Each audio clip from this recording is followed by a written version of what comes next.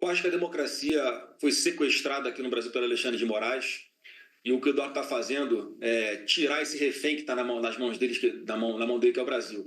Tudo que o Eduardo está defendendo, a gente já tinha que estar fazendo aqui no Brasil há muito tempo, independente de qualquer questão internacional. Esse é o ponto. E, mais uma vez, a solução não está lá nos Estados Unidos.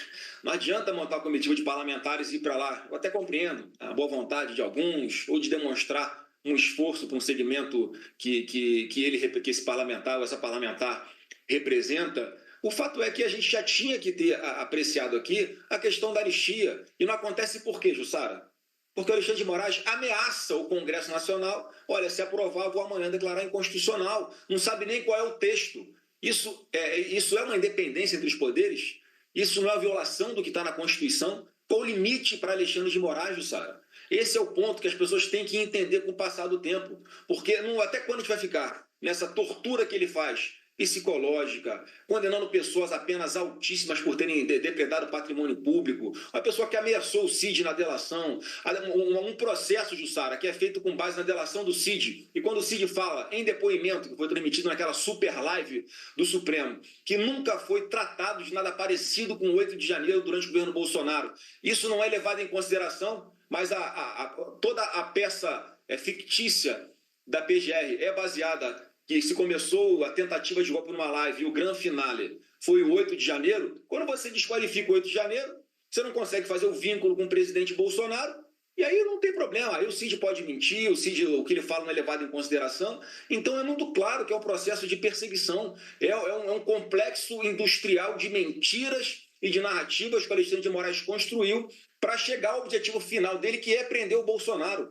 E é preciso falar isso abertamente, sem medo, porque a gente está lutando pela nossa democracia. Se o Alexandre de Moraes fosse um juiz isento, ele já tinha se declarado suspeito há muito tempo para estar em vários desses processos, como nesse último que eu apresentei o pedido de impeachment dele. Não tem cabimento, Jussara. Ele é uma pessoa interessada. Ele, em tese, ser o maior alvo, vamos dizer assim, do Trump ou do trabalho que o Eduardo Bolsonaro está fazendo nos Estados Unidos, e ele fica sentado em cima presidindo um processo como esse. E aí toma medida contra o Bolsonaro em vingança ao que contra o Jair Bolsonaro, em vingança ao que o Eduardo Bolsonaro está fazendo nos Estados Unidos. A gente não pode normalizar o que o Alexandre de Moraes está fazendo. A gente não pode banalizar essas atrocidades, essas violações de direitos humanos. E não é porque é com meu pai só não, é com centenas de pessoas. Tem jornalistas, colegas de vocês, exilados em outros países. Tem pessoas trabalhadoras, chefes de família, que estão em outros países, porque já sabem que estão condenados aqui muito antes do processo começar. Isso está muito longe de ser uma democracia. Isso que fica entalado aqui na garganta muitas vezes. E eu gostaria muito que a imprensa repercutisse com mais isenção isso. Não estou falando que é o caso de vocês. Mas parece que ninguém esqueceram dessa parte que o Alexandre de Moraes não poderia estar presidindo esse processo. Mais esse processo que ele abriu agora contra o Jair Bolsonaro e contra o Eduardo Bolsonaro.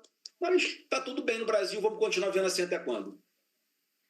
Senador, só para complementar aqui, Tainá, hoje, o senhor me disse, o Eduardo é a única pessoa capaz de negociar com a Casa Branca, na sua avaliação? Qualquer recuo tem que passar pelo Eduardo? Olha, o Eduardo Bolsonaro não pode ser usado como desculpa para esse governo incompetente que não consegue ter acesso à Casa Branca. Eu já falei isso algumas vezes. A resolução do problema, Clarissa, está aqui no Brasil, mais uma vez. Se a gente fizer o nosso dever de casa, acaba a sanção no mesmo dia.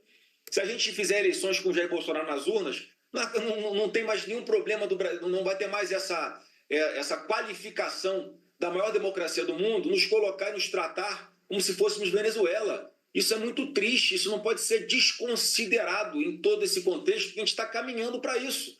Porque o Alexandre de Moraes, ele, quando fica coagido, ele faz o que ele fez agora, ele simplesmente releva uma coisa que ele interpretou que seria o descumprimento das medidas cautelares que ele impôs ao Jair Bolsonaro. E até quando a gente vai ficar nessa? O Alexandre de Moraes faz o que dá na cabeça dele, ele acorda um dia de bom humor, ele acorda um dia de mau humor, independente de fundamentação, ele faz o que ele quiser, ele prende quem ele quiser, como ele retornou para a cadeia, uma senhora agora de 72 anos, que estava no Pilates, com tornozeleira eletrônica, deu um problema na tornozeleira, ela informa o Alexandre de Moraes que foi um problema, que ela não teve a intenção de descumprir essa medida cautelar e botou a mulher de volta no presídio. Quem é que não se indigna com um negócio desse? O Alexandre de Moraes precisa de um tratamento psiquiátrico urgentemente. Quem é da família do Alexandre de Moraes? Faça uma internação compulsória com ele, porque ele não está em condições mentais mais de ser um ministro do Supremo Tribunal Federal. Essa obsessão que ele tem, querer ser o ditador do Brasil, tem que ter um fim em algum momento. Isso aqui é um pedido, né, uma súplica que eu faço a vocês da imprensa, que nos ajudem a resgatar a normalidade no Brasil, que nos ajudem a resgatar a democracia que foi sequestrada pelo Alexandre de Moraes, pelo amor de Deus.